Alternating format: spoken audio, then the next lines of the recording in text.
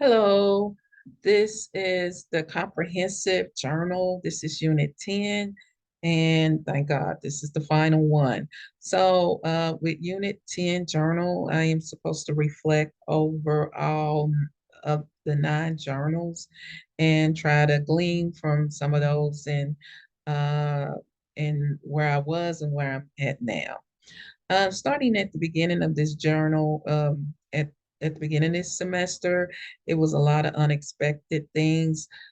Starting in my first journal when I took care of a depression patient, um, that I still was unfamiliar. I was familiar a little bit about the tools to use, but got more comfortable in the clinical site using the tools as my preceptor allowed me to. Um, One of the most interesting thing is I think when I had two patients that had adjustment issues, different for different reason. One was for abandonment, and one that the male lost his wife suddenly after I think 50 or 60 years. And so both of them, we pretty much kind of handled them the same way. We had them on Zoloft and therapy. And and we did use the tools. And since my preceptor have seen all of these patients are established patients with him, he kind of knew what worked and what didn't work. We did have some adjustments to one or two of our depression patients that I talked about in this journal that we had to up their Zoloft from 25 to 50 milligrams. And then we had the client that was really weird that had some kind of werewolf issues. That one, he still mind boggles us.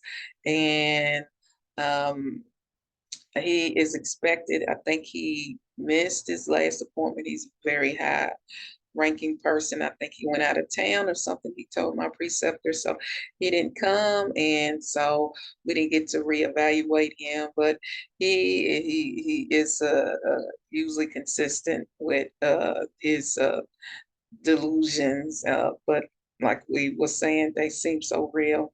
So we didn't get to see him. He canceled. I think he had to go out of town for some big conference or something like that. Very wealthy man.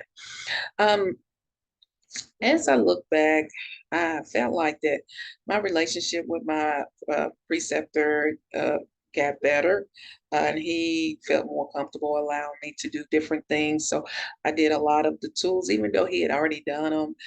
He would allow me to do like the PHQ, GAD, and GAD7 and the MDQ, just to compare. It wasn't to put in the chart 9 times out of 10, just to compare, just from the last time. Especially, he said sometimes he likes to get when they haven't been there for about 3 months. He will do, especially a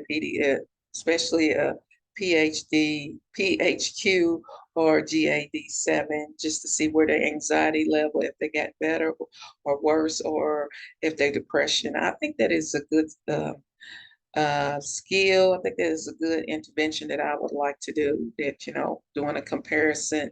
He said not all providers do that, but that's something he does to help him, and it just help him know where he's at, and it just legally is a better thing to do.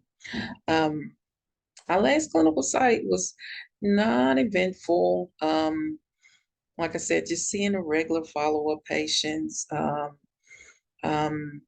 and the other thing I think I'm still struggling with the different medications, but as far as being able to identify who has depression and who has anxiety, adjustment disorder, schizophrenia, things of that sort, I can do that with the comprehensive examination in a MSE. Um, Pretty much, like I said, throughout all of the 9 journal entries, I think the werewolf was the one that took them took it was a lot just dealing with him, and he's not a difficult patient, just he's just stuck in a delusion. So um it's nothing that my preceptor said. It's like we can't bring him to this world. He lives in this world, but he doesn't live in this world. But I think that's all that I can say, just reflecting back and looking back over the nine journals. I think that pretty much is the overview. Thank you. And uh, Dr. White, you have a blessed one. Bye.